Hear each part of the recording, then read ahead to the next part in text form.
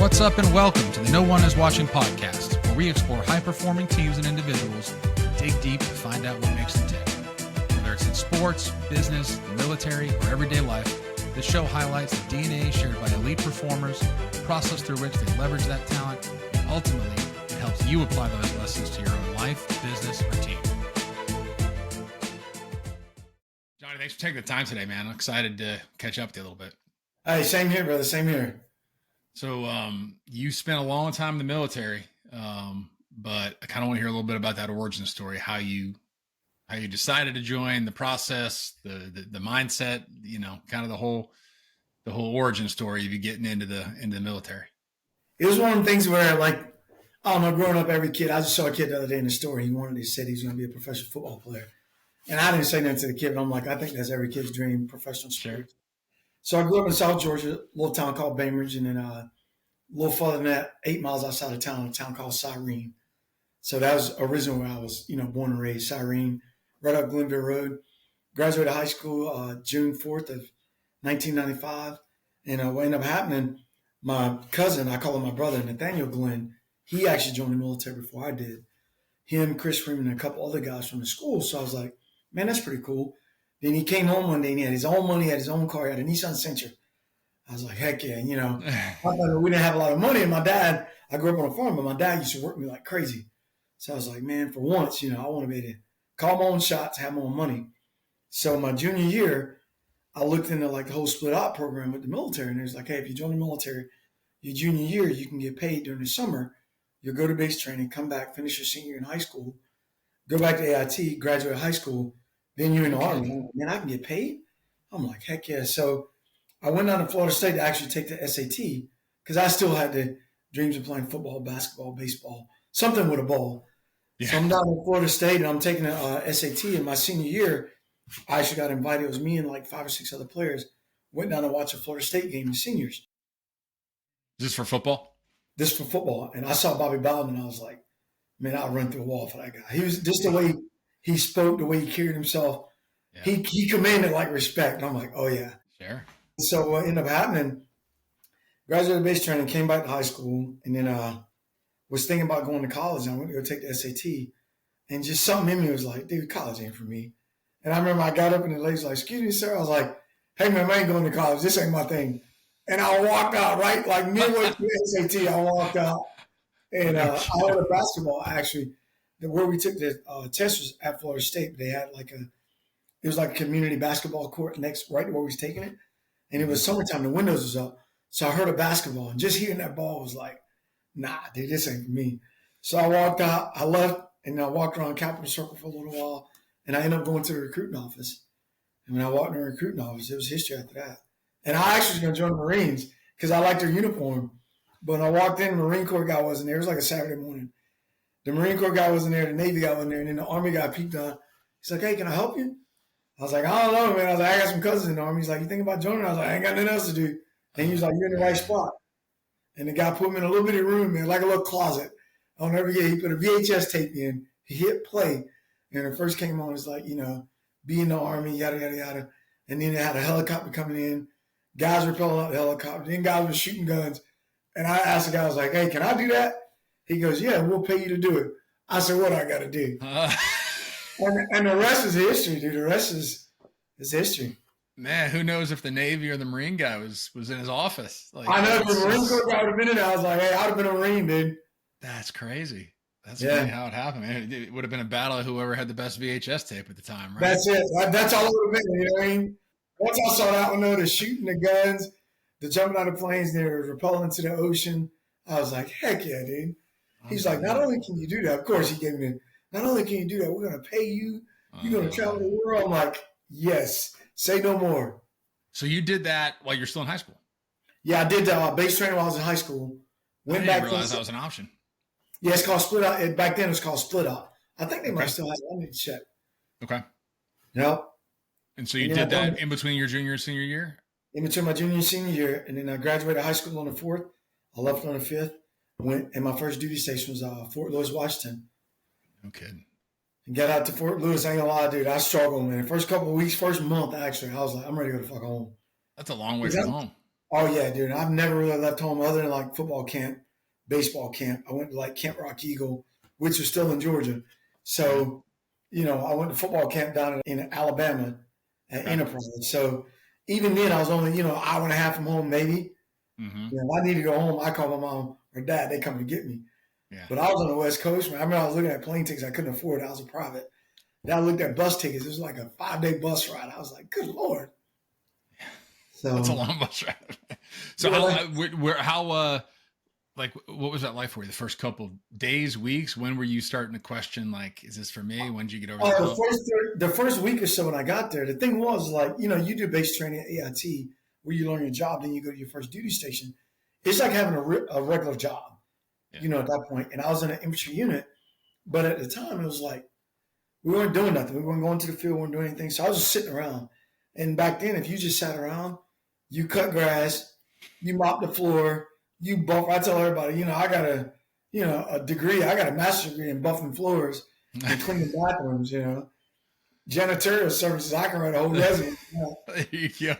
And I was like, man, this ain't for me. And then I went out one day with one of my buddies and I went downtown to Seattle. And I remember this girl came up to me. She was talking to me. I was just a country boy. I remember whenever she had purple hair and she had like a tattoo on her nose, a tattoo on her lip. And dude, I'm South Georgia. I never saw nothing like that. So I'm looking at her like, Right. the hell is wrong with this girl? Like this girl's off a rocker. So I remember that night I called home. I was like, Mom, I got to come home because, and my exact words were, these people out here in Seattle are crazy. She said, what's wrong? I said, I met a girl today, had purple hair. Mom, she had an earring in her nose and in her mouth, her lip. No, it was in her nose and I think her nose and like on her cheek or something. And earrings in her ear. And she had purple hair and tattoos. And my mom was like, baby, he ain't in Bainbridge no more. It's a whole big world out there. I was like, well, and I was crying. I just want to come home. I was like, well, 18-year-old punk, dude. I'm like, I just want to come home. Like, this ain't for me. And of course, she's like, suck it up. You're Glenn.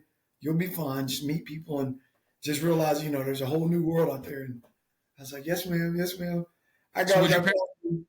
What did your parents think about you joining the military? Did they encourage it? Were they nervous about it? Oh, my dad hated it, man. I joined the military. My dad didn't talk to me. And my father's my best friend before he passed. And still my best friend, even though he's gone. But, dude, my dad he just hated it. Really?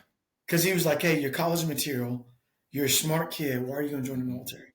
He was like, go to college first and then join the military if you're going to join. And, my dad never served. My mom never served. So they just seen other people that served and, like how their kids that joined the military. One of their good friends' sons that got kicked out of the military because it wasn't for him. And my dad was just like, you could totally ruin your life if you go in and don't like it.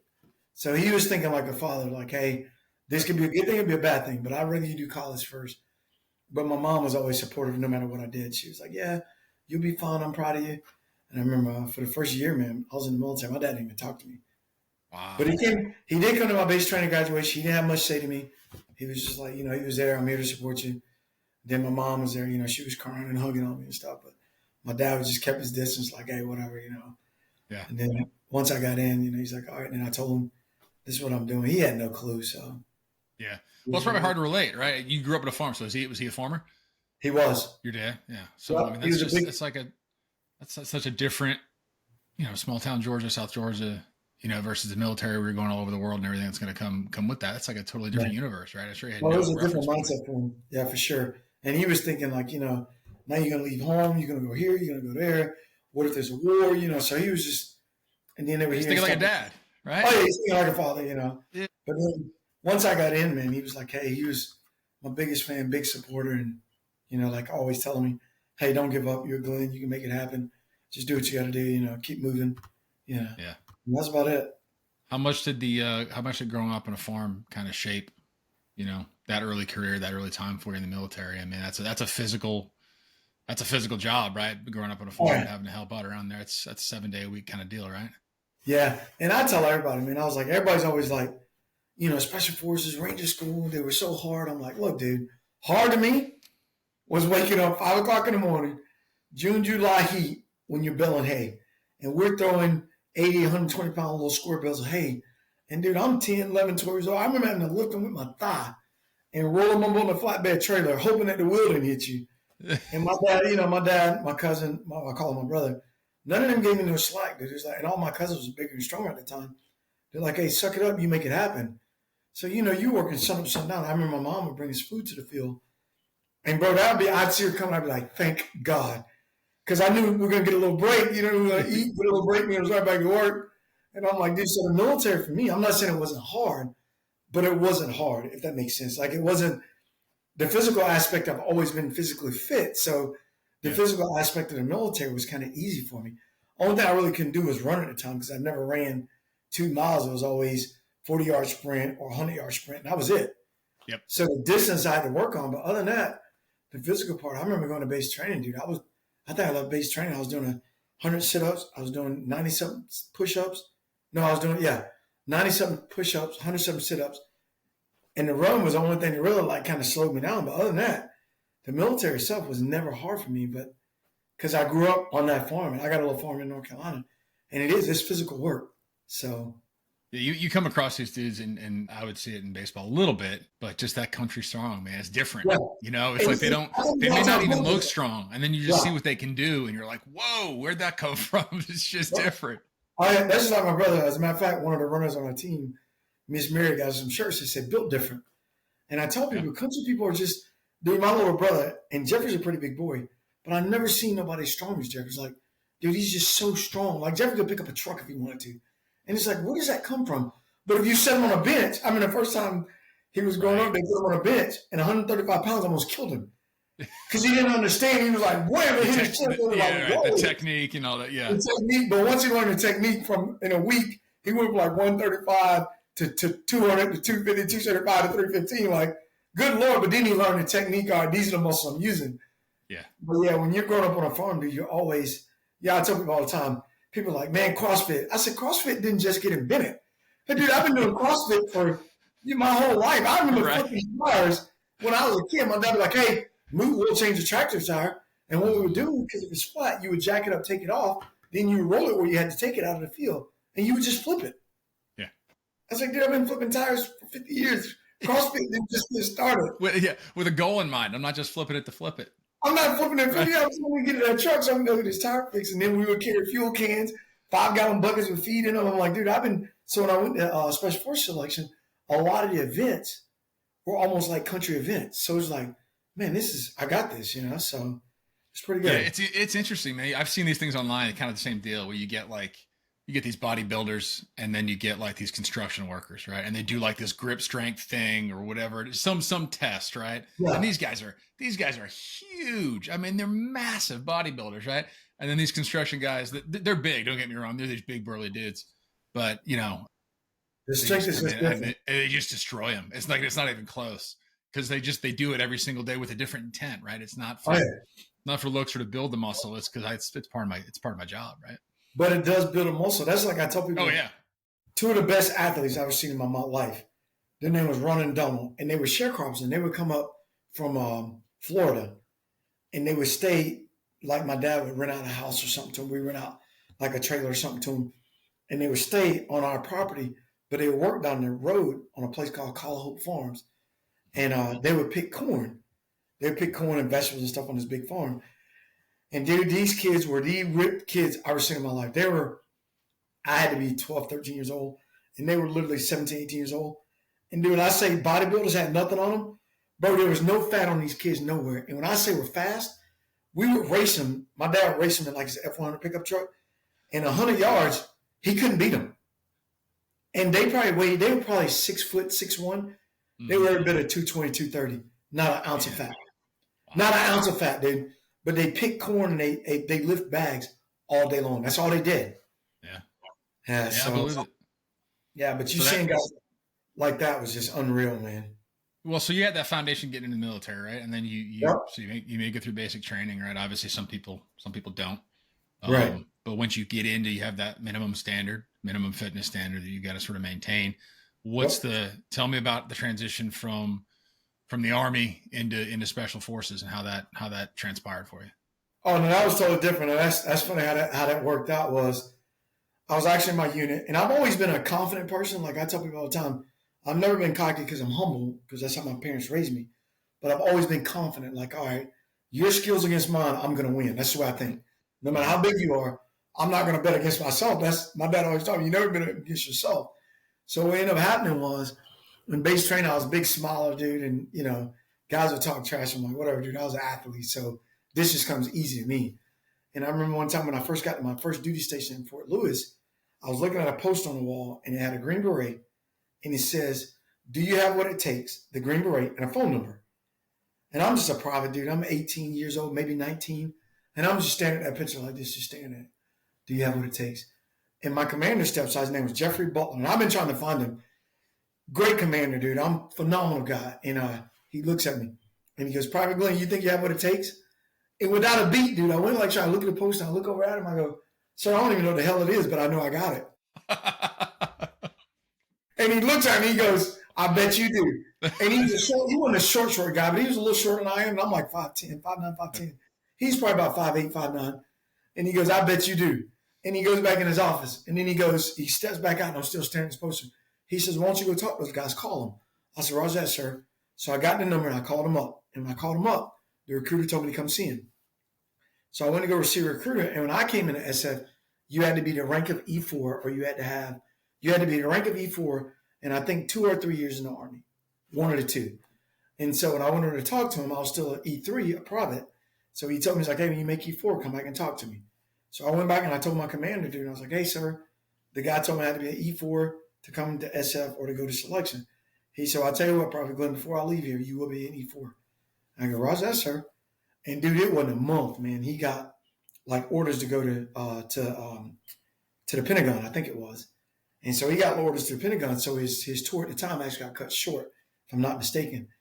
And sure as crap, man, he promoted me with a waiver. I think I had 16 months in the Army, or maybe 18 months in the Army, and he promoted me with a waiver to E4.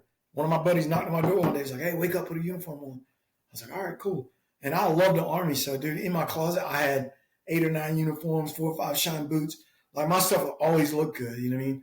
Mm-hmm. So I threw on the uniform, walked downstairs, had my PC on, my patrol cap on, went down there. I go, what are we doing? And my platoon sergeant at the time goes, hey, man, you can promote it. I was like, really? He's like, yeah. I was like, oh, crap. So I go stand in formation, man. He promoted me to E4. He shook my hand. He hugged me, and he said, hey, well-deserved. And he goes, I held up my end of the bargain. I'll hold up yours.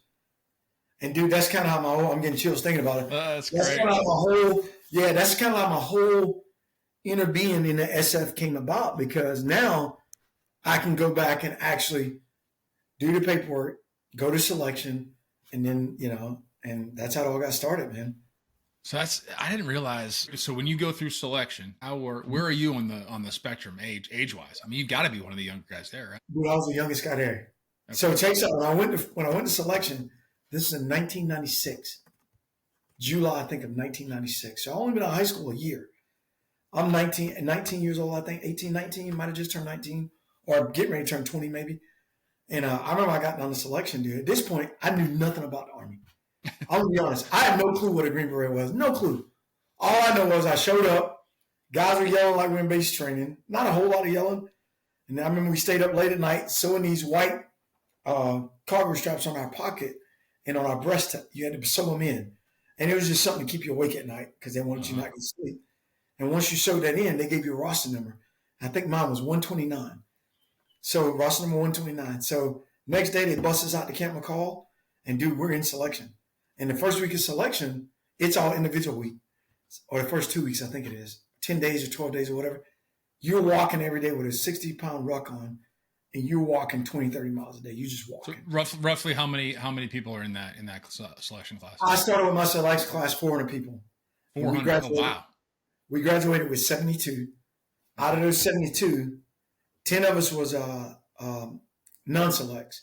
So the first time I went to selection, they call it 21-day non-select. So I was a 21-day non-select. I had to go before a board, and they said, hey, great times. You're in great physical condition. It was me and another guy. I called him the Terminator. He's a big white guy, dude. He was like 6'3", 6'4". He was a beast, bro. Because I know I was in great shape.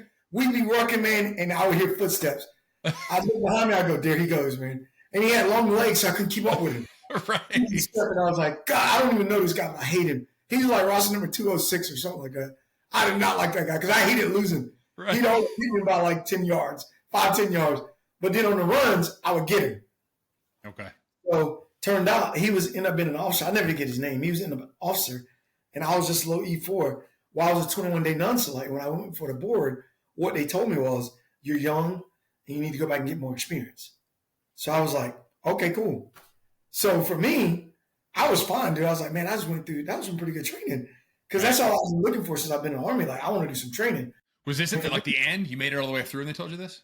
I made it all the way through. So you can go all the way through and you were 21-day non-select. But the beauty of it was I was 21-day non-select with the return. It had a return status. So I could come back. Some people get NTR, which is never to return. Oh, okay. So so all my tests were good. Everything, my psyche evals was good. My test was good. My physical fitness was good. But they said I needed more experience, which that's a whole nother story because I've talked to people that be like, I've never been a racist in my life. And they're like, if you look at SF back in the day, there wasn't many blacks in SF at all. And so a lot of people are like, oh, this is probably why you didn't get selected. I'm like, all right, dude, whatever. All I know, they told me to come back. And when I went through selection, you got 45-day, they call it convalescent leave. It's almost like maternity leave. Okay. So you're supposed to go back after those 30 days of working your body. They give you 45 days to let your body heal. Dude, I went to the next class. I went to like the next class like 2 months later. And then I went all the way through the thing again. And I had to go back for the board again. And they go, the commander that was in there, he goes, hey, didn't we tell you to go back and get some experience?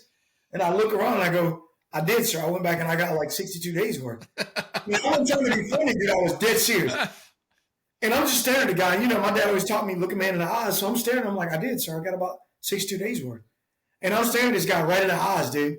And he's like, okay, you want this? I was like, yes, sir. And I won't ever get it, dude. He says, you want it? You got it. He stamped my paperwork approved. And I was like, he stamped it just like that. He's like, wham, he hit the table. He slid it down the table, dude, my packet down the table. And he's like, you're dismissed.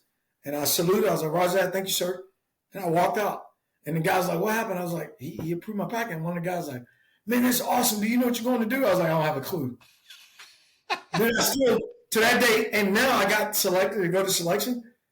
Didn't have a clue what a Green Beret was. All I knew was the movie, the Green Beret movie, and Rambo. That's all I knew, dude, because I love Rambo growing up as a kid because he was John J. Rambo and I was John J. Glenn. So I knew he was bad. I knew he went through this little town where, you know, the cop picked on him. That's all I knew. He's a Green Beret. He could live off the land, you know, and he was cool.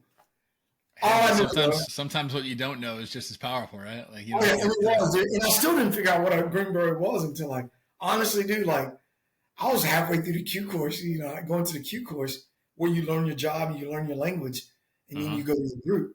Hell, I was halfway through that before I actually started learning what a Green Beret was because you get classes and stuff and you learn all the core missions like foreign internal affairs, FID, DA, you know, counterinsurgency, you know, stuff like that right there. You start learning like, all right, we can do personnel recovery. We can do all these things. And I'm like, holy shit, I'm going to learn all these things. This is pretty cool. But I had no idea what a Green Beret was. That's amazing to me because I feel like, you know, I don't have any experience in the military, right? Or real inside perspective on it, but you would think people going through that process, right? They have a goal. They know what they're getting into. They know what it's all about. They know what they do. Yeah. Was it hearing you retell the story? And you get an athletic background, so you can lean on this. But it sounds almost like it's just a general recruiting. They're just looking for athletes, right? They're looking for somebody that has just looking for the physical ability, obviously, but then they get the psyche, the character and the psyche and all that. So it's just sort of the whole person, and then they can put you in the spot that they feel like you can succeed in. Is that that's exactly what you hit it right on the head, bro. Because what they do is that's exactly what they're looking at, and that's why I love SF as a whole because it's just a bunch of like-minded, competitive athletes. Yeah. And then once you get in that environment, well, you've been in a sports environment, you know the deal, dude. You get on the top, it's like, how do I stay here? Yeah. You got the guys that'll push harder. They're like, all right, like me. I tell people, I've always competed with me, nobody else, with me. So if I'm racing a guy, I'm actually racing myself. Like, how fast can I be? You mean he's over there? Because dude, and I used to tell guys, if I'm racing a guy in the 40, I look at him like, dude, you don't even matter, bro. Like, I'm racing myself. You just here. You know what I mean? Yep. And so that's how SF is, man. Like, you're looking for a bunch of athletes. And like you said, we take enough psyche valves where they see what your brain capacity is, how fast your brain interprets stuff, how fast can you react to stuff, and everything else they can build. Mm-hmm. But as long as you're trainable and you're athletic, everything else, dude, it's just repetition. We can build what we want if you would take the initiative to learn it. Did you notice a difference once you kind of got acclimated to the special forces? Just that your peers, right? That they were wired differently. Oh yeah, night and day difference from the regular army, dude. Like nothing against the regular army, because there's great guys in the infantry, and I work with some great guys in the infantry. Sure. But when you get to a place like anytime you get in special operations, where it's Navy SEALs, Ranger Battalion, or MARSOC, or Special Forces, JTACs, any of these guys, when you get around these guys, it's a whole different caliber because everybody there is in the top tier and probably in the top 10% of shape of regular military guys. Right. So now you're around like-minded guys that are in just as great a shape as you are. Like, I was born athletic. My mom and dad were athletic, so I never really had to work hard for athleticism in the regular Army. It came easy to me. Yeah. But when I got to SF, you take a guy like Mike Sullivan, dude. You know Mike. Mike played college football. So it's like he's an athlete. Like you get a guy like Mike Sullivan that's an athlete and he's competitive, and you put him next to me, and it's like now you got two competitive guys, dude. We're just going at it like, and before you know it, you're competing. You don't even know you're competing, dude. Yep. We can be sitting there eating. No, I've seen this happen. You'll be eating spaghetti or something, right? Say we go to breakfast or we're eating breakfast. You'll look around, you're eating kind of quick. And guys like, man, why you eat so fast? Like, that's just what I eat. And then you look over, dude, before you know it, every dude in there is like, I'm not going to be lost. You know what I mean? Like, and you're like we're racing to eat, dude. It's terrible. Yeah. But it's good and bad, though, because you never, and what pisses me off is a lot of SF guys will get out, they'll retire, and they'll let themselves go because they're not around that competitive nature no more. So they're like, hey, dude, I did 20 years, and our bodies are broke. Just like you play professional sports, you know the deal. You see these guys, and guys like, how you only played for 13 years? Well, people don't understand the wear and tear and what 13 years can be on your body. Yeah. I didn't play sports, but I worked in it for a long time, and I played through college. But you see, there's a lot that goes into it on the sports side, right? That the and it's not the military, right? There, it's not life and death. They're not getting bullets shot at them, whatever. But it's funny, man. I hear you tell that. I've talked to a million guys that in the sports world had that experience, right? They're all state, they're all region, they're all whatever. Right. Everything comes easy to them because they're naturally athletic. Maybe they weren't that hard of a worker in high school or even in college, and all of a sudden you get drafted and whatever. You look around, you're like, oh man, everybody's this good. Everybody's better than me now. Oh yeah. That's like same way I got an SF. I look left and I look right. I'm like, oh yeah, I can beat these guys running. Because usually your SF guys, for the most part, they're gonna be Mike's height, 6'1" or taller. I'm like 5'9", 5'10", and I look around, I'm like, them some big dudes, but I'll beat them running. Then you see I'm running, you're like, damn. Like not only is he 6'1", 6'2", 6'3", but big boy can move. He can move 4 or 5 miles at a 7-minute mile. You're like, damn, dude, this is built different. Yeah. So and it's just like you said, I went to a few combines. You go to a combine, you see guys there from all over the world, and you're like, it ain't just your hometown no more. Right. This is guys from across the nation, and they come to a place. You race a guy that, I remember when I went to Georgia State University, they had we were running there, and they put this guy beside him, big old country fed dude. I called him Big Country. He's like 6'4", big boy, dude. We were running a 40, bro, and we took off. I remember all I saw was the back of his shoes, bro, and I thought I was pretty fast. I'm like, oh, like this boy can move, dude. And big boy really slowed down. I was like, oh yeah, this whole college thing, this ain't gonna work out, dude. That's humbling, though, right? Like, I mean, whether it's in sports events, you look around and you talked about being humble, but being confident, and that's it's one of the things. Like, I don't even know if I use the word humbling. For me, I use the word hungry. It makes me hungry. Okay. When I see a person that's bigger than me, automatically it's like, guy's bigger than me. One, he ain't gonna outdo me in nothing because he's bigger. So I'm not gonna give him the benefit of the doubt. And then when they're stronger, it makes me hungrier to want to lift harder. It makes me hungry to want to get faster because that guy's naturally bigger. But now how do I put it into work so that, and that's what my dad used to say, no man should ever outwork you. Mm-hmm. You know what I mean? Like, hey, he might be bigger, faster, and stronger, but if he outworked you, that's because you're just lazy. Right. And so that's always the mentality I had. So you came up, you said you played a bunch of sports, right? But primary football was kind of your main one? Yeah, I love football just because I love the contact. I just think football is one of those sports where it at least when we were growing up, I'm almost 50 now. It just touched manhood. Like football always tests your manhood. I love baseball just because baseball was the speed of the game I liked about baseball. Yeah. But then it was like just sitting there when nothing was going on. I was like, all right, dude, I ain't designed for this. ADHD. Yeah, it's a lot of short bursts, but there's a lot of downtime in between. Yeah, a lot of downtime. And then basketball, I like basketball because it was up and down. It was quick. I'd say basketball is probably my favorite. Basketball is probably what I was better at because I could just shoot real well. But football is my natural true love just because it was it was just manhood, dude. Like you see a guy you don't like, he's bigger, just hit the shit out of him. Yep. No, I'm with you. You just learn things different in football. You can't replicate that in other sports. There may be others, none that I've played, and it's like the perfect parallel for the military. I imagine, right? It's a big team. You know, one guy doesn't do his job, you're gonna get beat because of that one guy, right? And so, and you're in the trenches. That competitive spirit that you have of, okay, he's bigger than me, that's fine, right? Maybe you play a different position, right? Maybe you're playing, safety, and this guy's playing D line or whatever, right? Yep. So it's like, okay, I'm going to beat him in my own way. Yep. That's great as an athlete. Is that dangerous at all when you get into the military, where can that competitive spirit take you too far, where you're like, you kind of almost let your ego get in the way a little bit? Well, yeah, it does. It does. And I'm not going to say it's the ego thing, because most of the guys I work with, they never had an ego, because we're all trained the same way. Guys are just confident there. And then you'll get guys, because you got professional envy everywhere you go. So you'll get guys that come there. And I remember one time, Rusty Cotterman, he said it to me best. He said to me, some guys wasn't born with the ability you're born with, Johnny. So we have to work a little harder. Because I'd be like, hey, man, I'm not running today because I could run. Hey, dude, I'm not doing this. I'm going to go do this today. So I'd work on what I was weaker at. And he'd be like, well, some guys weren't born with that. So we got to run 5 days a week. You can get away with running once or twice a week. We can't do that. And when he told me that, it dawned on me. I was like, holy shit, he's right. You know what I mean? And so I would say that competitive nature, I'm not going to say it like, I think it pushes you to the point where, because there's always that humbling moment or that breaking point there. And I wouldn't even say it's a humbling moment. It's like you say, you look around, you look left, you look right. You know everybody's just as good as you are, dude. So you don't have to be humble there. Yeah. So, but what you don't want to do is, you don't want to ever be the last guy on the totem pole. And that happens because most of our teams are 12-man teams. So I used to always tell people, if I'm top 3 on the team, I'm doing my job. And then I would tell guys later in my career, once your double tap becomes my control pair, or my control pair becomes your double tap, I'll look at stepping down. Then I'll look at retiring. Because now I'm not shooting as fast as I should. Because I took pride in that, because I grew up hunting. I grew up a Southern country boy. So shooting and physical build of me was always like my strengths. Okay. So what was your role on the team? So when I first went into SF, I was 18 Bravo, which is he's the weapons guy. He's the tactician on the team.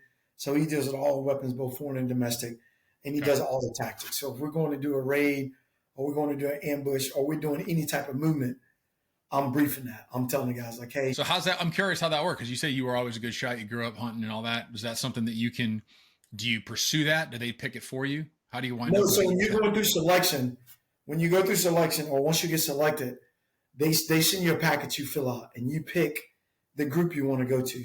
Okay. So, you got your different SF group, the different SF groups, and those groups are actually, they're designed to respond to anything that happened in different parts of the world, every different, country in the world. I don't know how much you know about it.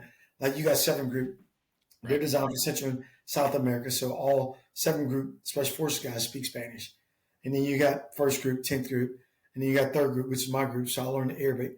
And our area of operations is, it was, like Africa. We had Africa, we had the Caribbeans for a while, and then the stands, of course. And we shared up with 5th group, which is out of Fort Campbell. So each of these teams, or each one of these groups, are designed to work in every geographical location in the world, for better way to put it. Right. And then once you go to your group, or you go through selection, you get selected, you go to Q course, you learn your job. So I was at 18 Bravo, which is a weapons guy. Once I learn my job, I go to language school, learn my language, and then that determines where I'm going to go as far as like what group I'm going to go to. Got it. Okay. Yeah. So you can kind of self-select a little bit that this is what I'm interested in. Yeah. Okay. They give you your first 3 choices. And for the most part, all the psychological evaluation tests we take, it's crazy how those tests are so, and they've been doing it for so long. I know. They knew what they're looking for. Like they knew like, all right, this guy's either going to be a weapons guy or a demo guy or Charlie to blow shit up. Like that's me. He's either going to shoot something, he's going to blow something up. It's that simple. Yeah. And just the way my brain works too. So.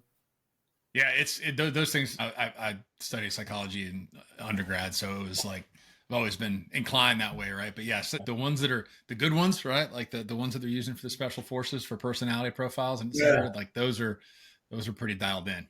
Oh, they spot on, dude. It's crazy because they told us I would talk to we had to talk to our shrinks like every 4 or 6 months we were deploying, and we were talking about the tests that they gave us, And one of the docs raised his hand. He was like, I was like, yeah, doc, I think the first question on one of my psychological vows was, do you love your mother?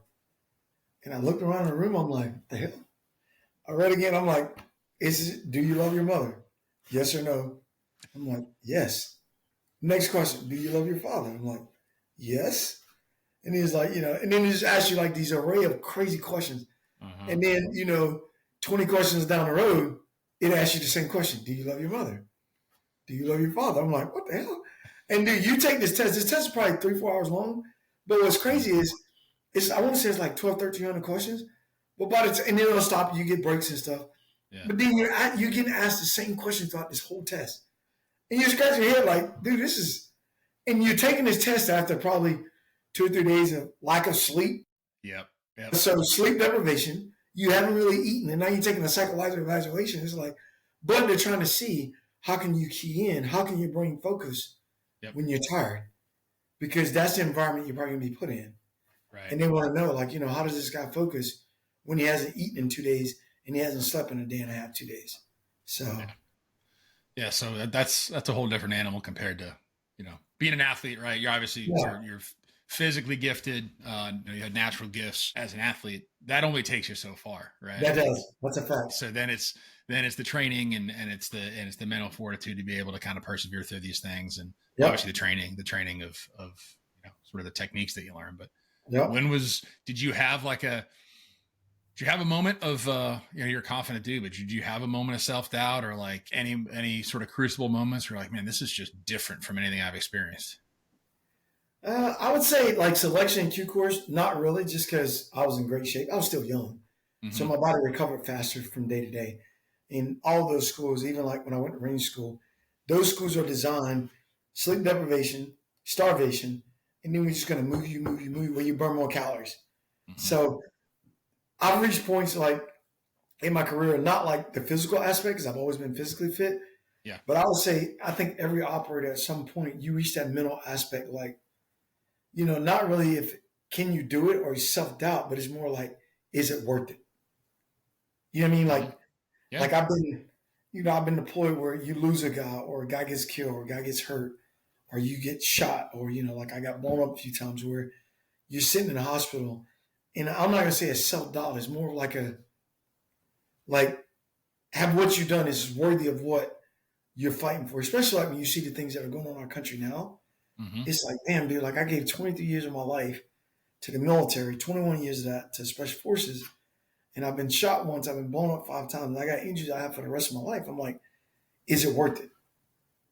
Or if you lose a buddy, he'll never raise his kids or never go to his kids' graduation.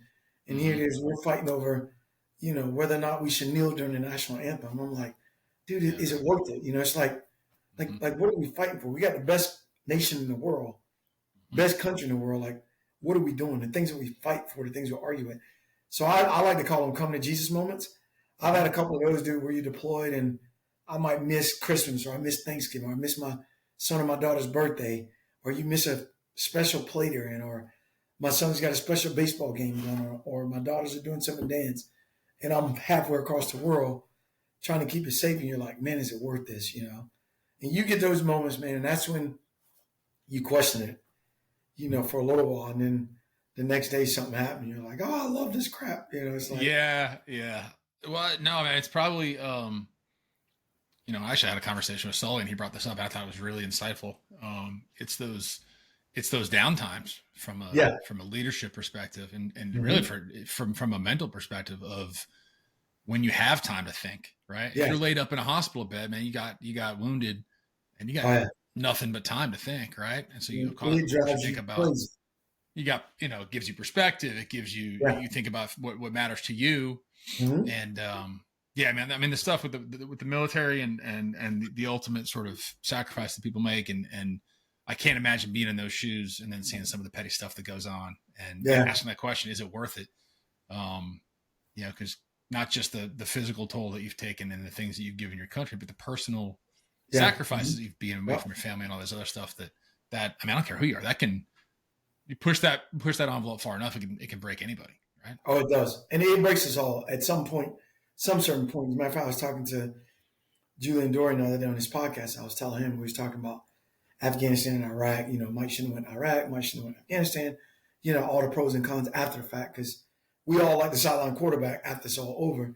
Yeah. And but I told him, I was like, every place I've ever been in the world, whether it was Europe, Africa, Asia, wherever I went, you realize that, when you're there on the ground and you got little girls, little boys that are getting mistreated in ways they shouldn't be getting mistreated, it's something to be said that you're there to step up to make their lives better.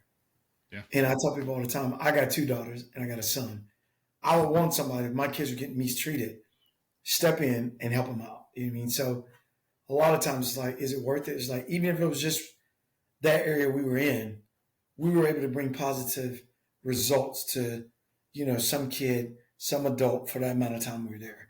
So in my eyes, it was worth it for the time we was there. You know what I mean? So it's like, but it's a double-edged sword there, because my kids suffer, my ex suffered because of my selfishness of wanting to be there with my guys and go deploy and try to, free the oppressed and try to be there for these kids that are, not living a life that, that they potentially could have.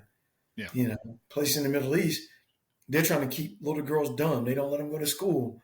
Little boys don't have any opportunity. They can't play baseball, basketball, and football. You know what I mean? They got to work 24/7. And then guess what? There isn't any time to be a child. And we have a lot of that here in America too, but not as bad. And so it's one of those things where, at the time, it's just one of those things. It's a double-edged sword. When you're there, definitely worth it. I mean, when you see the smile on the kid's face and they put their hand up in their fist bump and they're going, America number one, America number one. Thank you, thank you, John. And you're like, all I did was give the kid a book bag. Yeah. Or we sent him some books or gave him some pencils and paper. And, they got in a firefight and we saved their family or whatever. And you do something like that. That's when it's like, hey, and we would all have those moments in country. We'd sit down and be like, hey, today was a good day, man. Call your families. Today was a good day. And I'll call my kids and be like, y'all have no idea how good you got it. Yeah. Yeah. Honestly, like from a civilian perspective, it scares me that self-doubt, which is where we're trending as a country, right? I mean, because there are always going to be people that are willing to put something that people want to be part of something bigger than themselves. There are always going to be people that are willing to sacrifice for their country because they love it. But that question of like, is it worth it?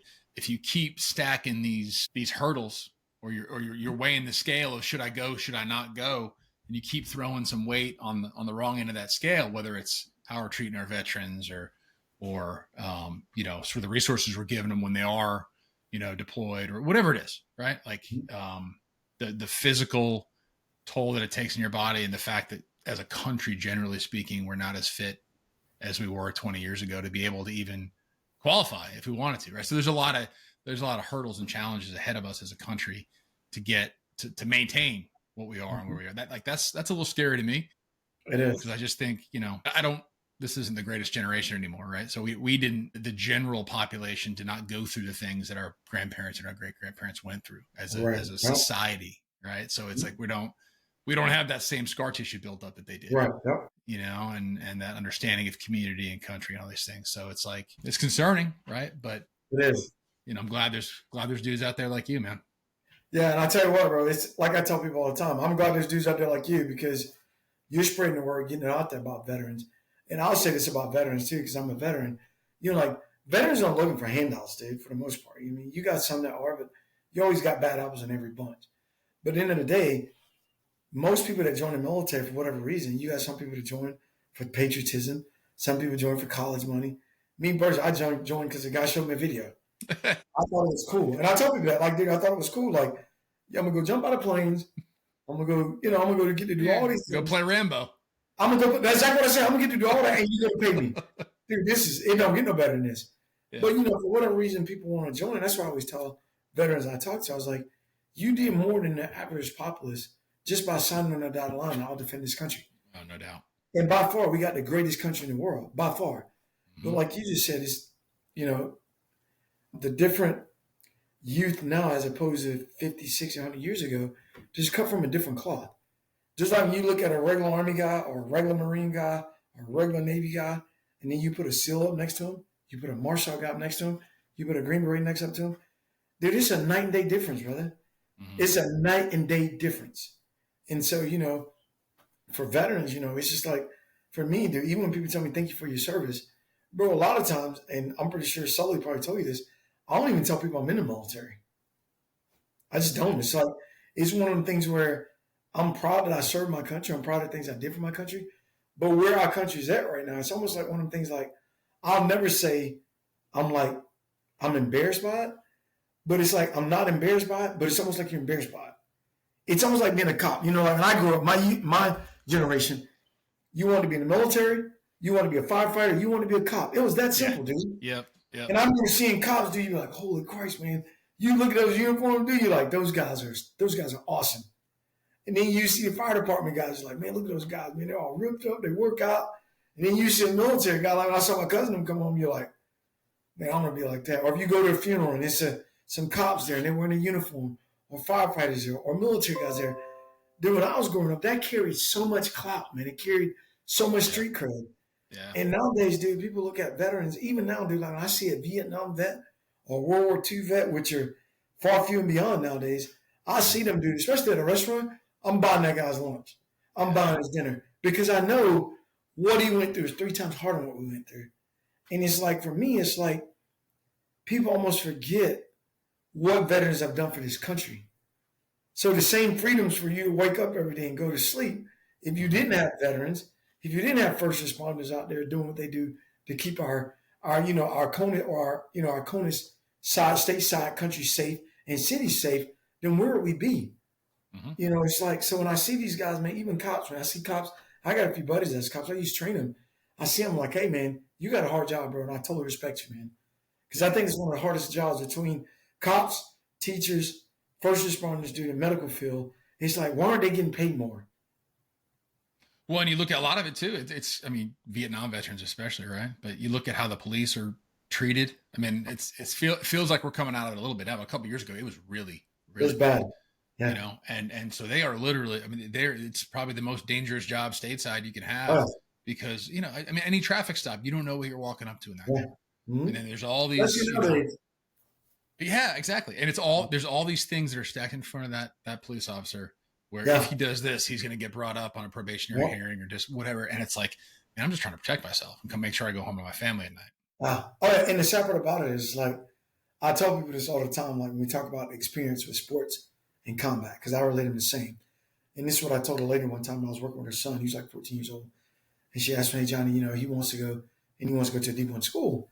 And I told her, I was like, if I was him, I'd start at a JUCO, go to a D3 school, and maybe make it a D2. And she's like, you don't think you can go to D1? It's like, nah, because the speed of the game, it doesn't come to him like it should. And he's 13, 14 years old. She was like, how can you tell that? I go, because I was an athlete. I go, it's just like combat. The speed of combat, people would think is fast. Your first 1 or 2 firefights, yes, it is. After that, it's like that fastball coming, dude. Like I tell people, like Albert Pujols, one of the best hitters in baseball. You want to know why? Because the baseball never moved fast to him. Right. It was always moving at the speed he knew he could hit it. Yep. I was like, when you get to that level, everything moves at a speed where you know you can control. Like you're controlling, and this is what I used to ask athletes: can you control time? People are like, you get yeses and you get nos. I was like, a great athlete, you can't control it, but you're. It's almost like you are, because he knows how fast his hands is. He's like, you can't throw a 100-mile fastball by me. Right. It's not fast enough because my hands, everything I see, you're a 100-mile-an-hour fastball, even though it's saying 100 miles an hour. It's only moving 60 miles to me. Yeah, well, that's the fun part about baseball, right? Like I'm admittedly biased, right? And I'll nerd out on it, but like all that stuff that happens in between the action, right? Oh, yeah. Where the hitter knows what he can do.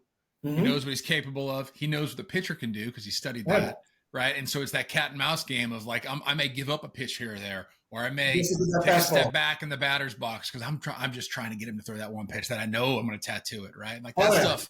It's fun to see it, especially when you're dealing with the best of the best and guys that have those gifts. And yeah, you're right though. I mean, you see it in that's the same thing, right? I want to go D1. I'm like always, why? Yeah. To say you went D1, or do you want to play against the best competition? Do you want to go play pro ball? Do you just want to play? Because you can go play D2, D3, JUCO, whatever, right? So it's always like the why behind what you're doing. And why you want to do it. Everybody, yeah, okay. I went and played in the SEC. Okay, congratulations, that's great. But like, why? Why exactly? You know? And that's the thing with veterans nowadays is that, you know, I look at the Vietnam era. You had a purpose. I look when the war first started. I tell people all the time, we need a September 11th, not on that same scale. I know people are going to bash me for saying this, but we need something to bring our country back to like homeostasis, back to the baseline of like treat people how you want to be treated and just be a good human being, period. Yeah. Yeah. When September 11th happened, dude, we didn't see color. I didn't care what color nobody was. I didn't care where you were from. I don't care what flag you fly, whatever, dude. I don't care what, 3-letter freaking No, 100%. alphabets you are today. You can be LGBTQ, you can be ABC, you can be EFG. When we got hit in our mouth, we all came together right then. And all we want to do is get retribution for the people and the victims that got killed in the World Trade Center, period. And, and we can never replace that. So I'm sending condolences out to all the family members from the World Trade Center. Like, hey, my condolences and my prayers with that family because those lives were ended way too early. For what reason? You mean? But that was a one time where there's a couple of times in history, but if you look at it, it's always something in history that's tragic that always brings us together. Yeah. Well, it rattles you out of that homeostasis that you were talking about, right? It rattles you out of that comfort zone. That's it. Makes you realize what's important. And it's like we saw pure evil, and it hit us in the mouth. And yeah, I mean, it was obviously you wish it never had happened.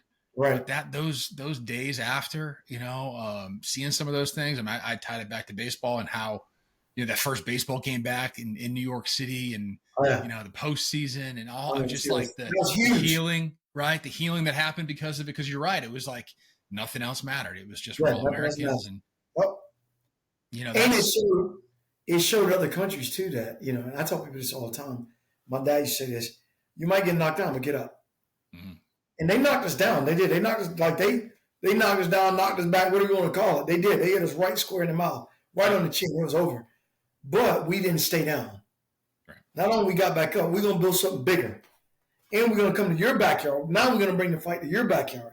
And we're going to live there. And we're going to do what we want to do to make your country better now. And so, and we did all those things. But it's like, how do we live like that every day without having something like that happen? Yeah, exactly. Exactly. Why do you need that horrible thing to kind of like jar you out of your That's day-to-day? And you shouldn't have that. You shouldn't need that. Just like I tell people all the time, people are like, oh, Johnny, I'll watch your podcast. You motivate me. Dude, I stop them right there. I say, stop right there.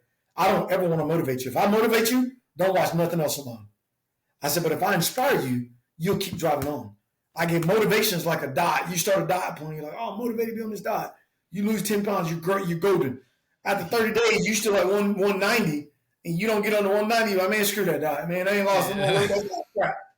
But if you believe in what you're doing and you inspire, you will stay on that diet till you break 180, and then whatever weight you want to get at. So I tell people all the time, I ain't trying to motivate nobody, man. But if I can inspire you to do something, then let's do it. Yeah, I mean, look, it's like the our grandparents' generations of things that they went through, and it's like I think about this a lot. But thankfully, my wife's grandfather's still alive in his mid-90s, and when that generation is gone, man, we just lose something out of our society that you cannot replace. No, and they just saw so many things that shaped the world, right? And you can't manufacture that kind of perspective on things. It's not all right?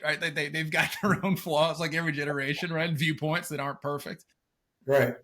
But like I just remember I saw this thing on social media years ago, and it was like, at my age, my grandfather had fought in 2 wars, built a business, and started a family. I just can't get this Nutella off my iPhone right now, right? Like it's just the contrast between like today and then, and just like the things you have to go through, right? Yeah. And the military is so good at this. You talked about it with your training, right? And sports tries to do it, but it's hard because you can't really manufacture adversity in sports, right? I mean, you can, you keep amping, you keep turning up the pitching machine, right? It gets faster. Eventually they're going to get one by you, right? But that's different. The first time you got blown up, you're like, oh, whoa, okay, right? Like that's real adversity. That's real life and death. And I feel like a lot of, whether it's and I do some of this stuff, so it's you kind of manufacture adversity, whether it's taking ice baths in the morning, or you're getting up at 4:30 in the morning to go work out, for whatever, just making things a little bit harder than maybe they need to be. That's it. I think sometimes just doing something that's hard makes you better. I tell people all the time, like I look at, like I don't watch a lot of sports like I used to. I just don't have time. And I was watching Deion Sanders, because I don't watch no news, TV or whatever. but I got Netflix and I got Hulu and I think whatever the other one is, Vid Prime. But I was watching Deion Sanders' Prime show, and I was watching it and I was like, man, he's doing pretty good with those kids. And I always liked Deion when I was growing up because he would talk trash and he'd back it up. He put the work in, he's back it up. Yeah. Well, what I was getting at is when you was talking about adversity, I look at all these colleges, right? And I'm like, dude, I wish the worst college out there would hire me and give me 3 months and watch my team. Because I'll put them through adversity. And the sad part about it is I wouldn't put them through adversity on the football field, on the baseball diamond, on the soccer field, on the basketball court. It's outside of that. You know how to do that. That's your comfort zone. And I'm like, dude, that's like I work with some schools. Like I've done some stuff with NC State. I've done some stuff Fayetteville State University, North Carolina State. I've done stuff with their basketball team, their football team, baseball teams. And I'll talk to the players and I'll talk to them and I'll tell the coaches like, hey, if you want me to work with your kids, they're like, yeah, Johnny, can you come to the gym tomorrow? I'm like, no, if I want to work with them, hey, bring them to the farm tomorrow. Bring them out to the fucking range tomorrow. And this is what we're going to do. And he's like, to the range? I'm like, yeah. Hey, you kids ever shot a gun? Nope. Okay, cool. That's even better. Now I want to get you out of your comfort zone so I can see when you're out of that comfort zone, and I like to call it when the hair stands up on the back of your neck. Yep. When you're taking a shot and you got me yelling in your ear and you never shot that gun before, I want to see how your body reacts. Because now I can give you the counterbalance of how do I bring that back down? How do I swing at that? I know for a fact I'm 3-1 right now. I know I got a fastball coming. How do I bring that down before that ball's even pitched? Mm-hmm. Now I'm going to teach you how to bring that down a lot faster. It's just like combat. And it's like these teams are taking these players. They're like, dude, we got the best players, but we can't win a championship because you haven't put them through adversity. Yep. So when they walk out on that field, on that court, and they got 100,000 people yelling, they're like, holy shit, dude. Yeah, now what do I do? Now what do I do? I've been here, but I haven't been here. Yeah. Dude, you're preaching to the choir. We did some stuff with the Braves. It was exactly that. There wasn't a ball, a bat, or a glove in sight, and it was all about getting them uncomfortable because you can't wait until the winning streak's in the line or the championship's in the line or 50,000 people are in the stands looking at you to fail for the first time. Right? Exactly. Like, okay, now how do I bounce back? So yeah, you put a basketball player in a gym. You can only make him so uncomfortable. He's seen that. He's seen all of that before. But you get him out on a farm or a gun range. It's like, wait a second. Oh, my goodness. What's going on? It's different. And then I think that if you do that too with sports, just like with the military, we do adversity in real life. Yeah. So it's like, hey, we roll in a village and we don't treat that village right on our way home, we're getting blown up. We're getting ambushed. We're getting shot at. So you work with that adversity right then and you figure out how to get it right then. And and there's times where you're sitting in a room like, God, I'm the best place for this guy right here is probably 6 feet under. But he's a village elder. He's talking out the side of his head. He's saying he never wants little girls to go to school. And you're sitting there like, it's people like you while I'm here. So, but you gotta figure out, how do I not show that physically on the outside? Even though I'm bowling, dude, I'm bowling over like a Keurig machine, just bowling on the inside. But how do I show that? Now how do I keep my composure and walk out of here knowing that, this guy's the wrong guy right now in this area or whatever. And that's how, and that's how you teach those adversities, like, dude, if they made me, because I think I'm going to start coaching in the near future. And I can tell you right now, dude, when I start coaching, guys going to be like, man, I'm coaching football. If I'm coaching baseball, they're going to be like, man, I play baseball. We're doing most of we ain't seen a baseball all year long. Like, what are we doing? Like, Coach, we ain't did no BP. We ain't did. I'm like, you don't need that. Trust me. You don't. Because I remember on my team, dude, I remember like first time I was on, like, what I would do to get my guys uncomfortable, say like one of the guys' daughter had a birthday. I'd be like, hey, dude, tomorrow, I'd go like to the little cheap party store, buy tutus. Dude, you put an SF guy in a fucking tutu, bro? Look here. They're like, you want us to do what? I'm like, dude, this guy's birthday. It's his daughter's birthday, bro. You got a bunch of SF guys running around in tutus, man, singing, dancing to Taylor Swift or Mariah Carey. You're like, what are we doing? You talking about uncomfortable, bro? It's like, dude, you're like they don't have nothing to do with that, man. Right. But now I can tell my guys what I just prepared you for was when we walk in that key leader engagement meeting, and me and you both know if we took that guy right now, it would make our area that much safe. We probably go home to our family. Now you know how to deal with that adversity. Yeah. You can sit there and look at that guy, want to do bad things to him, but you can think about the tutu, and on the inside you can laugh and be like, okay, I've done something way worse than this. Like, let's do this. Yeah. Little things like that. That's great, man. I love that stuff. And it's hard to, you guys do it in the military every day, but in the real world, it's hard to, like I said, it's hard to manufacture that. It's hard to, you don't seek out adversity. Like nobody really wants to. You do it in little doses, but nobody wants to fail. It's like. And the sad part about it is that's what makes you better, though. I know. Like, bro, when I first got to SF, this is no lie. We were training to go to Bosnia, right? And we were doing, it was called JCO, Joint Commission Observers Mission. So we were carrying pistols and we were driving Land Cruisers everywhere. So we went through this whole pistol training. And for me, I've always shot rifles, never pistols. So I remember the first time shooting a pistol, dude, it was like, holy Christ, like, it's scary. Because there's an explosion going off in your hand. So when I teach people to shoot pistols, I'm like, you're scared? And you get all these big guys, no, dude, I ain't scared. I'm like, I'm scared. They're like, you scared to shoot a pistol? I was like, I'm not scared because I've gotten used to it. But there's that thought in my mind. It's like holding a firecracker in your hand. You're going to flinch. Right. So I tell guys, it's not that you're afraid of it. You learn how to deal with it. Yeah. And for the first, I'd say, month, I was buying beer almost every 3 days. My ex was like, why are you getting money out of account every day? So I got to buy beer. She's like, you don't even drink. Well, we shoot for beer. And dude, I think the first probably 2 or 3 months on the team, I was the worst pistol shot. But these guys already had explained it. So I guess that's one of my humbling moments. Like, I'll be out there trying to burn it down, dude. And these guys are shooting circles around me. So what I would do is we would shoot that day. We get done shooting probably 2, 3 o'clock.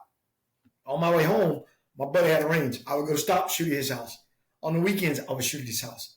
Nobody had to tell me to do that because I faced that adversity of like, dude, I'm not the best. Like, this ain't going to work. I'm buying beer. X is getting mad at me. Yeah. Yeah. So we actually talked about this, right? Speaking about being the best shot. So I pivoted back to sports for a second. I didn't appreciate Kobe Bryant when he was alive and when he was playing. Right. For what he was. I kind of always thought he was, I think we touched on this, like kind of thought he was a little bit of a prima donna, kind of a ball hog. Yeah. Like, I'm like, I don't know. I don't buy this guy. I don't know how tough he is. Yeah. Blah, blah, blah. It's kind of cocky. Yeah. Something about him, like kind of a pretty boy. I just didn't know. Mm-hmm. He just wasn't my flavor. Then you saw that documentary. No, I didn't even see the documentary, but I've read some stuff and I just heard enough teammates and stories. And you're like, it's like the common thread, right? It's like guys would get in the gym at 5 a.m. to go work out. And Kobe's icing his knees. He'd been there for 2 hours already, right? Just crazy stuff. And I remember reading something somewhere about him. He got criticism. He's a ball hog. And it was kind of this deal where he goes, yeah, I'm going to take that shot. He goes, I know how hard I work. I know how talented I am. And then I see how hard you work. Why? I've taken 1,000 shots more than you have this week. Why in the world am I going to give you the chance to take the game winner when we're trying to win the game? And I'm like, you know what? He had it right. He was right. Yeah. He had it right. You said you had a similar story with a gun in your hand, didn't you? That's it, man. That's it. And I'm like, hold on, dude. Like, these cats they're putting in the work. They better shoot. I'm like, okay, hold on. So after that, I was like, you know what? And just like my situation with the gun in my hand, dude, my buddy was like, hey, we got to take the shot. One guy, he was a sniper. He was going to take the shot. I was like, no, Johnny Glenn taking that shot, dude. Same with Kobe. Like, I shoot all the time. This guy shoots. He went to the school. He's a good shot, but I shoot all the time. At the time, I have my own range. I was shooting comps, dude. I'm not letting nobody else take that shot. I'm like, Kobe, at that point, you can call me selfish, call me a ball or whatever. Johnny Glenn's going to take that shot because I know what I'm doing Saturdays and Sundays before my family even wake up, dude. I'm going to put work in. Yeah. And then I'm going out with my family on the afternoons. And you know what you're doing on Saturdays? You're sitting around, eating little Debbie's and drinking Yoo-Hoos, bro. No, I'm taking that shot, bro. I'm like Kobe on that one. And you gotta love him for you gotta love him for the work he put in. You know what I mean? Like, hey, prima donna or not, dude. And like you said, at first I was like, he can play, but and then like I started watching his videos, like, hey man, he's putting in the work. He's got the talent. Not only because it's different when you got talent and you rely on the talent than when you got talent and you put in work. Yeah, that's the fun thing to me, man. That's when you see guys that are. You're jealous, you're envious of the guys that roll out of bed, just hit 350, right? Like the guys that can just natural born hitters, but the guys that have that God-given ability and they put in the work, that's so fun to watch, man. Cause they're trying to eke out. It's not even another 1%. It's another 0.25%, right? Cause they're already maxed out. Right. So it's like, can I get just another sliver better? And you see it and I've been blessed to be around some guys that have done it, and you see it kind of in the dark when nobody's watching and there's no cameras. You're like, man, that's just fun, right? He's just grinding to get a little bit better. Same here, man. I can say this like you from a sports perspective, me from a military perspective, but there's nothing like getting in a team room we usually show up about 9 o'clock, 8:30, 9 o'clock at work. there's nothing like going into work. I would go in like 6:37, get me a quick run in before the team came in. You can go do a run. And you're running, we had a place called a Matamall. You go run a Matamall, you see 2 or 3 of your teammates out there doing the same thing. Get me, you're like, yeah that's just, you know what I mean? Yeah. Then you get back to the company, you change. Now you actually go do the workout with the team. And do this this is just like, and you just build different. And all guys aren't like that, but you'll have your Rusty Cottomans, you'll have, your Darmani Kings, you have your Will Wrights, you have your Troy Letiers, you'll have your guys that are putting that extra work, bro.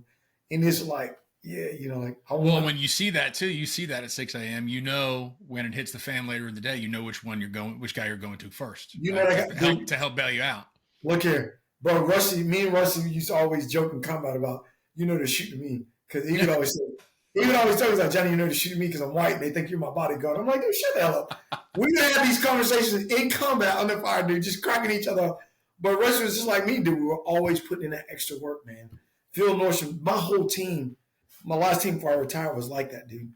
That whole team, Big Mike, man. We were all DeMarne, Stacy, Will, Mike, Alan, Dick. We were always putting in that extra work, man. So it's like, if you knew something hit the fan, you knew it was to your left and right, dude. You know what I mean? It's like, hey, Mike taking that shot, so be it. Russ taking that shot, so be it. Brett taking that shot, so be it. Because everybody was trying to be better. And everybody wanted to beat everybody, dude, which always made us more closer, brought us closer, and always made us competitive. So it's just and it's such a great environment to be in, man. God, it's such a great environment. See, obviously you miss it, I'm sure, to some extent, right? I don't miss the Army. I don't miss the Army and what I see the Army coming to. Like Laura and changes, dude, no matter what they say. We didn't lower standard here. We didn't. Yeah, you did. You can call it what you want. Just be correct. And I've always been the type. Call it how you see it. Call a spade a spade. Mm-hmm. But don't pee on me and tell me it's raining. You know what I mean? Like, and so my biggest thing is that, I miss my guys, man. And I still talk to them all the time. I was with Dick a couple of days ago. Me and Rusty talked quite a bit. I just talked to Rusty Webster the other day. Talked to Rusty Cotterman the other day. So I talked to the guys. DeMarne called me the other day. Alan, we talked a couple of days ago. Will, me and him talk. So all the guys, man. Troy, we talked 2 days ago. Me and Dave talked yesterday, FaceTime. So we all talk all the time. What I miss is those guys. That bond. That feeling of how safe you are. Just like I tell people, the best sleep I ever got in my life is when I was deployed, man. Because I knew I got, 9 and 11 guys to my left and right. If somebody come through that door, dude, it ain't me having to be the first guy to wake up. Yeah. Because any one of those guys wake up, they get in the business just like when I wake up. So, it's like you can sleep knowing that, but when you're home, it's your wife or ex-wife and your kids are sleeping, you got to protect them. So I'm sleeping, one eye open, not quite sleep, even though you're home, it's still like, all right, dude, because once you see that cruel world out there, and I've seen it, it's hard to turn that off. It never turns off. So. Yeah. So that environment, man, it's so hard to create, right? It's maybe it's easier in the special forces by the time you get there because they've already kind of been through the filter, the wide end of the filter, and they get down to the bottom. But, man, that's that self-regulating environment, right? Where you just, that guy's working just as hard as you, he's got his back and he's just as capable as you. You guys are the walking embodiment of the special forces, right? But it's just like that team, that culture is capable of so many amazing things because of that. And you can't create that. Even if as a leader, you can't create it because it's the team that does it, right? It's like who's to your left and who's to my right. What am I going to tolerate from them? And then what are they going to tolerate from me? Because it's my life's in their hands. And so that's got to be a hard adjustment getting out of that environment and just, and getting back into the real world, right? Because that's not the world it used to be. I mean, not to that extreme, but we used to live in a world that was a little closer to that, a little bit more communal, a little bit more watching out for your neighbors, whatever. And now it's not that. It's all different. Yeah. And it was hard. Transitioning for me was very hard because I had medical stuff going on. I had 2 cracks in my frontal lobe. My optical nerve got messed up in the IED. So a little of my peripheral vision was gone. Had a bullet in the foot. Lower back was jacked up. So it came all at fast, like, poof, like, oh man, I'm getting out. And it cost me basically my ex and my family at the time because for me, it was hard to adjust. And then I kind of felt like a failure. I did 23 years in the military. I didn't even do a retirement ceremony because in my eyes at the time, I felt like a failure, which I know I wasn't, but it felt like I'm letting my guys down. They're still going to deploy, and I'm getting out, dude. It's like, what is wrong with you? Like you're weak, you know. And then once I realized, you know, by that time, you know, the ex, we had kind of separated, going through the divorce, you know, I was just, and then dude, I sat down and I looked Johnny Glenn in the mirror. I was like, hey, you got to fix this. And then I went and talked to like one of the shrinks that we go talk to. I remember walking in his office and the first thing he told me was, you ain't nothing. He's like, Johnny MF Glenn. He's like, let me tell you something, dude. That was just a nickname, bro. He was like, you're a mother. He's like, you're a brother. You're a father. You're a husband. You're a dad. You're so many more titles way above than just JMFG. Yeah. And dude, it hit me like a brick, man. I was like, whoa. And he was like, the military is just a train. And it's crazy because I used to tell officers, because when they come to SF, they only stay on a team maybe 2 years, 3 at the most, and they're gone. Mm-hmm. I used to always tell officers, like, look, sir, this is a fast-moving train. We slow down long enough to pick you up. Don't think we'll slow down to kick you off. So either get your shit together or get off the train. Yep. And that was their incoming brief for me as a warrant. That was their brief. And they were like, all right, Johnny. And basically what I'm telling that guy is sit back and enjoy the ride. This is going to be the best 3 years of your life, best 3 years of your career. Don't get in the way. Every SF officer you talk to, they'll tell you some of the best times of their career was the 3 years on that team where you're around those guys you know got your back. You don't have to tell them, dude, I never had to tell my guys to work out. I never had to tell my guys to do the right thing because they knew that was life and death for us. Yeah. Like, so when I left that, dude, it was like, it was a big kick in the face, man, where you kind of, and not just SF, but the Army in general. You think about guys who've been in the Army, they've had a structured life for 20 plus years. And now you're getting out. Now all of a sudden, 6:30 comes around. You don't have to get up to go do PT. And you're just like, man, it's 6:30. I don't have to get up. I'm going to roll over and get some more sleep. Uh-huh. And I think that's where, in my opinion, that's why I love Team RWB. As you know, we're running Fly Across America, you know, on a veteran wellness and health. I think that's one of the things where veterans just got to do. Just got to start moving again. Because you're in the military, you were constantly moving 24/7. And then when you get home, you were constantly moving because now you had to cut the grass, you had to do this, you had to do that. And then you get to work, you're doing PT, you're doing this, you're doing that. Regardless of what's your job, where you're doing something. So you could eat all day, you do what you want to do, you burn it off. Now all of a sudden you retire and you drink a little bit, you eat a little bit before you know it. That Burger King Whopper you just ate, dude, whereas you used to get a Burger King 11:30, go back to work all day. Well, you got that Whopper, now you're sitting on the couch. You should have just sat on it. Right. But that's exactly where it's going. You know, he's like, just sat on it and you rub your butt in, like, okay. Well, we just got to get veterans back and moving, man. And that's our country in a whole. Just get them moving, man. Yeah, I mean, you see it with athletes too, right? I mean, it's similar where you've got that discipline, you've got that routine, you've got that structure. And then you see the guy that comes back for the reunion for the division winning team 15 years later. And you're like, whoa. This guy used to be a leadoff hitter. What happened? You know, you can't even run out right now. Yeah, and I get it to a degree. You know, it's like and probably even more so in the military. It's like you did it and you did it at a high level, but you were being told what to do pretty much all day, every day by somebody. You know, as soon as you wake up to your point at 6:30 and nobody's telling what to do, all right, I'm gonna go back to sleep. And that's exactly what it is now, man. It's sad because people are just right now. Everybody knows our country. We're overweight. We're obese. We're just so, unhealthy right now. Yeah. And one of the reasons being is people are just not moving. Just like you mentioned with your wife's grandfather. I guarantee from sun up to sundown, that man was working. Yeah. He was moving and working. He was grazing all day long, moving and working, burning calories. By the time he got off, it wasn't Instagram. It was his Instagram was letting his eyelids rest. Yeah. Yeah. Yep. No, you're right. You're right. And it's there's just so many distractions out there for everybody now to get that dopamine hit that you used to get from exerting yourself or whatever it may be. Right now, you open your phone and start scrolling and you get a little bit. That's it. You get and then 1, 2 high. Oh yeah, there's 1, 2, 3 hours, man. And I tell people on my podcast, I say this all the time: a body in motion needs no lotion. That's right. Because I try not to be Ashley Larry, I lotion. I'm like, hey, Johnny Glenn and Walker are looking like Ashley Larry, So I tell you, hey, you got to put that lotion on. So as a matter of fact, I'm gonna go run. So I'm gonna probably put in about 2 hours a day. I'm gonna go get a run in. So I was like, hey man, you got to get it while you can, brother. All right, man. I'll let you get to your run, but I got one more question before you go, and I'm curious to hear your answer, given everything we've touched on today. But what makes a good teammate to you?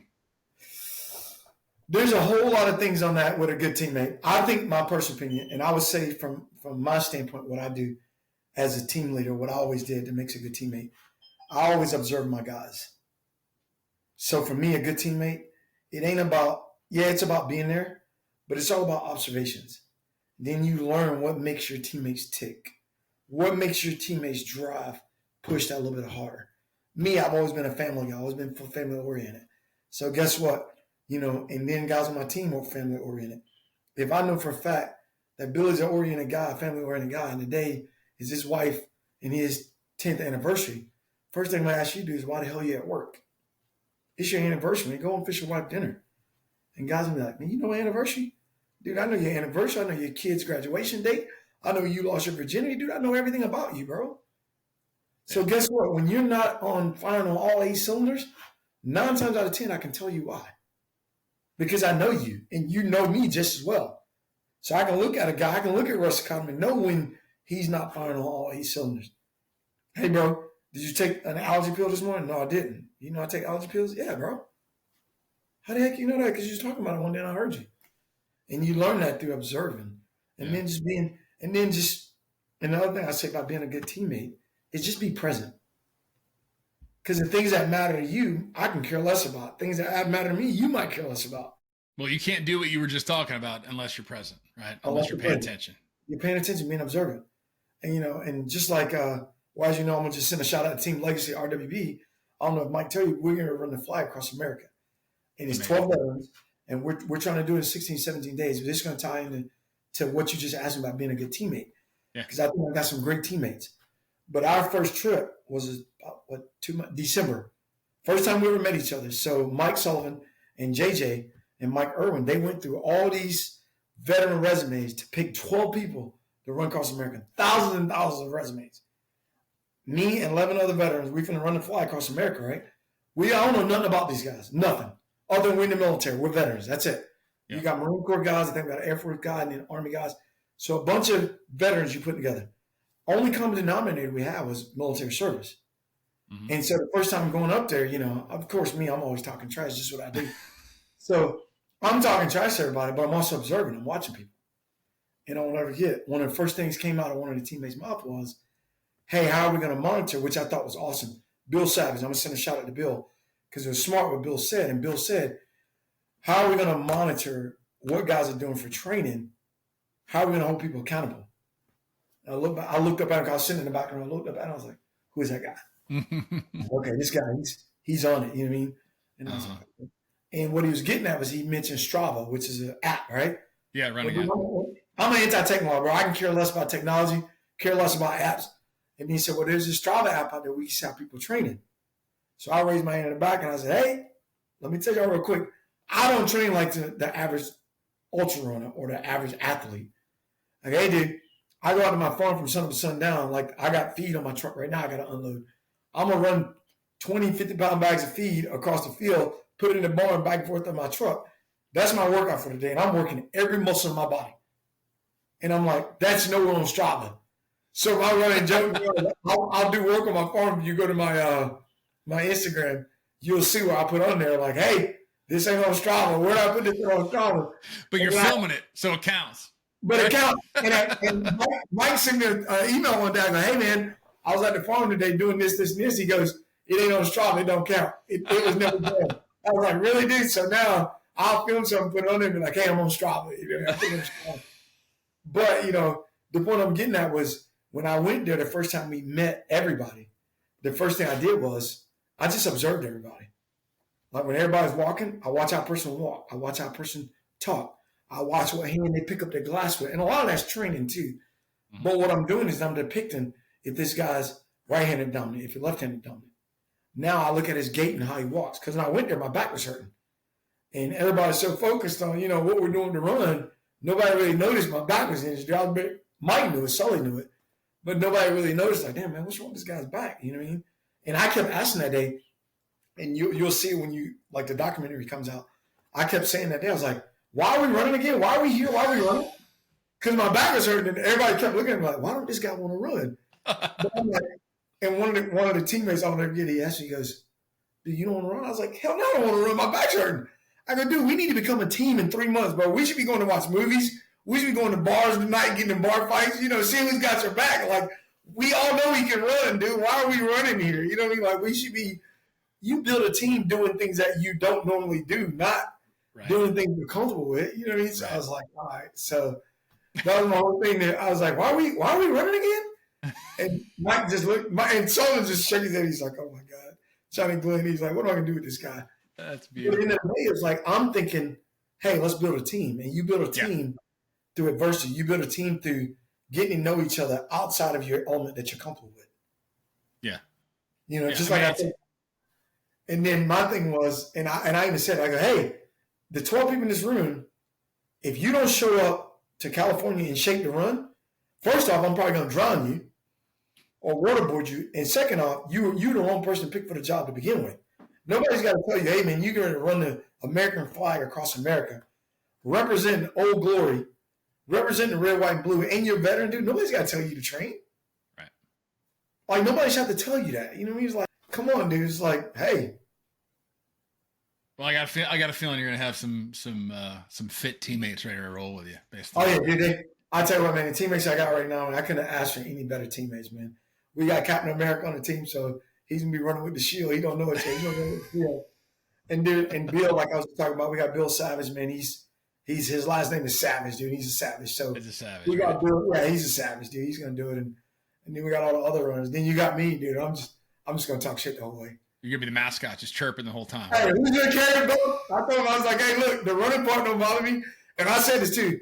I said, what's gonna get us about day 6 when Johnny Glenn's yelling shit? I'm like, hey, where's Straw at now? I go, what's gonna get us is y'all gonna want to kill me. Because one, it ain't gonna be nothing. I don't care nothing about the Strava crap, but when I'm yelling at 2-3 o'clock in the morning, and it's been 8 days, your knees a little swollen, I'm yelling, hey, them miles ain't gonna run themselves. Hey, you'll be the common enemy. Man, they'll all gang up on you. And it don't bother me, bro, because that's just gonna fuel the fire. Let's keep it going. That's right. When you guys do that? When does it start? When you guys kick it off? We're kicking off May 2nd. It starts May 2nd at the USA Midway in San Diego, and we're running from USS Midway to Washington, D.C., and we're going to end at the Global War on Terrorism, the monument they're building there in the Global War on Terrorism. So anybody that's listening, watching the podcast, you can go donate, go to Team RW.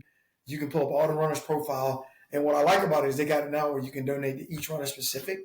So I tell everybody, donate to JMFG. Yeah, right. Because our plan is to raise $1 million. And it's still a competition. Yeah, of course it is. Of course. But then you got guys on the team like, guy with the last name Savage. People going to donate to Bill just because his last name Savage. Then you got Captain America. Zach's like 6'3", dude. Just a good-looking dude.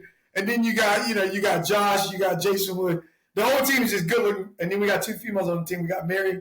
And then we got, she's going to kill me. We got Mary, we got Lindsay. And, just beautiful women. I was like, so guess what? They're going to get money. I'm like, man, I ain't voting with Johnny Glenn. I'm voting with these beautiful women right here. So I'm like, hey, I got a remote. But then, we got a great staff. We got Sullivan, which, we got JJ, dude. And they're working behind the scenes. We got Brianna. We got Jordan. We got the females that are doing everything behind the scene to promote it. And it's getting big on social media. And at the end of the day, I'll say this on your show because I know you got a lot of following too. But I'll say we're running to raise $1 million. But I told one of the guys on one of the shows the other day, for me, it's a little bit deeper than that. I was like, the $1 million is great. I go, I'm not running for that, dude. I was like, I can care less about the money. That's great. But I'm running for the fallen. I'm running for guys like Dwayne Cantrell that came back off of deployment and him and his daughters died in a house fire. I'm running Green Beret. I'm running for Mike Duskin, who got killed in action. My team went there to relieve him. I'm running for guys like Chris Shaw that died in the Philippines, taking school supplies to a school. So I'm running for Scott Dyer that, died in combat. Stanley Heerman, another third group guy. And the list goes on and on and on, man. So for me, the money is great in bringing aware to veteran wellness. But to me, I'm running for those guys' kids. I'm running for those guys' spouses. I'm running for those guys' mothers and fathers that'll never see them again or never talk to them again. So to me, and I notice every person on the team, yes, it's surrounding it. Our goal is, our mission is to raise money. But to me, it's like, nah, dude, that's not the mission. To me, the mission is to move that flag forward. So math, moving America forward again. To me, it's moving America forward but also showing those wives, showing those kids, showing those fathers, those mothers, those uncles, those cousins that my dad didn't die in vain. My dad didn't die for nothing. You know what I mean? I can deal with my injuries, dude. I can deal with losing my family, but I'm still here. Those guys want to see their kids graduate college. Their moms want to see their dads are not there to walk their moms down the aisle. And just like females that got killed in the military. So for me and my teammates, it's a little bit more than money. Because I can tell you right now, Elon Musk saw this, he can write us a check right now for $1 million, and he wouldn't even know it left his account. Right. So to me, asking America for $1 million to help veterans, to me, it's almost like that's a slap, dude. It should be 10 million or 20 million or 30 million. But we got to start somewhere. Yeah. So we're trying to raise $1 million. So for all my friends that are watching this, all your friends that are watching this, or part of the Atlanta Braves organization, send it out to them, dude. Like, hey, let's do what we can to raise money. I used to work for the senator of Arizona. She's going to kill me for saying this. But she called Team Red, White, and Blue a couple weeks ago, and she donated $10,000. You know, just, hey, dude, Johnny Brown's a veteran. I support my veterans. Wrote a check for $10,000. Well, I'm black. I got bad credit. I don't have $10,000 to give. If I did, I would. You know what I mean? My credit score is like 380. You know what I'm saying? So, hey, you know, I can feed somebody. You know, I'm going to eat you. I was like, hey, I'll feed the runners on one leg of the race. You know, so, but all my friends out there, all your friends, supporters, man, like seriously, though, you know, I want people to look at this like my new saying now is math, and we're moving America forward. Yeah, I love that. And that's what I'm going to stick with, moving America forward. And we're just going to try to just let those loved ones of the fallen, you know, in all services, let them know that. And with the Vietnam vet, the World War II vets, dude, let them know that what you fought for, you know, what your brother and your sister died for, it's not forgotten. No. I mean, we're doing things now to make that better. We're doing things now to make our world a better place. So at the end of the day, that's what we're doing. So hey, come out, support us. You know, they can't, you know, at first everybody's like, oh, you know, it's going to be great. I'm like, y'all have no idea how big this is going to get. Because all these little small towns we're running through, like I think Texas is one of the most patriotic states in the world. When we run through Texas, I'm praying to God, dude, we got all kind of Texans running behind us, running in front of us. And I wanted to look like Forrest Gump just. Yes, that's what I was thinking, yep. Just flags, bro, as far as you can see, you know, like running and yelling JMFG. You know what I mean, dude? I can't wait, man. I can't freaking wait. God, this thing is going to be amazing. I can't wait to see it, man. It's a great cause. Everybody go out and support it. And to your point, like the money's great. It's going to be put to a very good use, but moving things forward, honoring the fallen soldiers, honoring those families, making sure that everybody understands kind of what we're all here for and why we're here and how we got here. I can't think of a better way to do it. And it's going to be a great symbol, man, running the flag across America. I mean, that's a beautiful thing. I can't wait to. And it's funny you say symbol, Billy, because I was just when I was on a podcast last week, I told a guy, I was like, dude, I've traveled the world. I've seen a lot of stuff. I can hold this water bottle and be like, hey, you know what? Get lost meaning? People be like, nope. I can hold up anything in the world. But I can take that right there to any country in the world. You can take that anywhere in the world, dude, to the depths of where there's no running water or no electricity. Say, hey, you know what this is? And they'll say, oh, that's the American flag. Don't even speak English. That's American flag. They know that. You mean? They know it. So when that symbol right there starts running across America, everybody named Mama is going to know. Everybody in every country in the world is going to know what that is and what it stands for. And so for me, it's powerful. It's going to be powerful. It is powerful. That's a great word for it. That's a great spot to end, man. And like I said, I can't wait to see it. May 2nd, you said it starts? May 2nd, we start. May 2nd. So all right, you man. know, in the business world, I can put it on the news, which I know that Team Red, White, Blue, they're putting it out. It's going to be a pretty good military, almost like a military start when we start. So it'll be like an introduction. You know, I'm pretty sure national anthem, all that good stuff. So the intro before we start that thing, the kickoff is going to be real good. So hopefully we'll have a good crowd out there. People can come.